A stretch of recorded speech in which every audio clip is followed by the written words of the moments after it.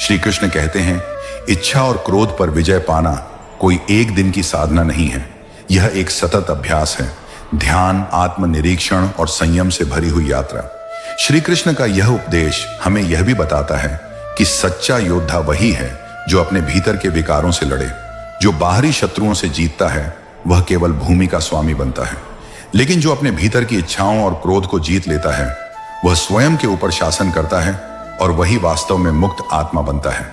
इसीलिए अगर हम सच्चे अर्थों में शांति चाहते हैं, अगर हम अपने जीवन में स्थिरता, प्रेम और संतुलन चाहते हैं, तो हमें अपने मन के दो सबसे बड़े शत्रुओं इच्छा और क्रोध को साधना होगा।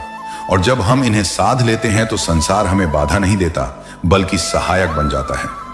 जीवन एक युद्ध नहीं बल्कि एक सुंदर यात्रा बन जाता है और हम भीतर से वही अनुभव करते हैं जो एक सच्चा योगी करता है, शांति, स्वतंत्रता और प्रेम। श्री कृष्ण कहते हैं, यह शरीर नाशवान है लेकिन आत्मा अविनाशी है, उसे ना कोई शस्त्र काट सकता है ना अग्नि जला सकती है।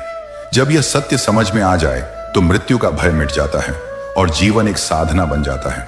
यह उपदेश गीता के 2वें अध्याय का मूल स्तंभ है, जहां श्री कृष्ण ने युद्ध भूमि में खड़े अर्जुन को जीवन और मृत्यु के रहस्य को सरलता से समझाया। अर्जुन को अपने सगे संबंधियों को देखकर मोह और दुख हो रहा था। वह युद्ध करना नहीं चाहता था क्योंकि उसे लगा कि युद्ध का परिणाम मृत्यु है और मृत्यु से बड़ा कोई संकट नहीं हो सकता। लेकिन श्री कृष्ण ने जो कहा वह केवल अर्जुन के लिए नहीं, हमारे लिए भी उतना ही आवश्यक और गहन सत्य है। यह शरीर हड्डियों, मांस और रक्त का बना हुआ एक स्थूल वस्तु है। इसकी आयु सीमित है। यह जन्म लेता है, बढ़ता है, बूढ़ा होता है और अंततः नष्ट हो जाता है।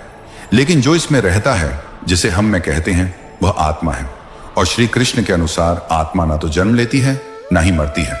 आत्मा को कोई हथियार छू नहीं सकता, कोई अग्नि उसे जला नहीं सकती, कोई जल उसे भिगो नहीं सकता, कोई वायु उसे सुखा नहीं सकती।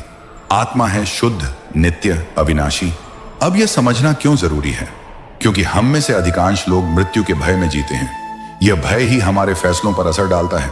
हम किसी कार्य को नहीं करते क्योंकि हमें लगता है अगर मैं असफल हुआ तो क्या होगा। हम अपने प्रियजनों को खोने के डर में इतने उलझ जाते हैं कि उनके साथ बिताया वर्तमान भी खो बैठते हैं। हम शरीर के रोग, मृत्यु और उम्र से इतने भयभीत रहते हैं कि जीवन की गहराई को ही नहीं समझ पाते।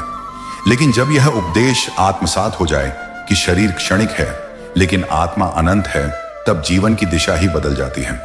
सोचिए, अगर आपको यह निश्चित रूप से पता हो कि आप शरीर नहीं हैं बल्कि आत्मा है जो ना कभी मरती है, तो फिर मृत्यु का भय कैसा?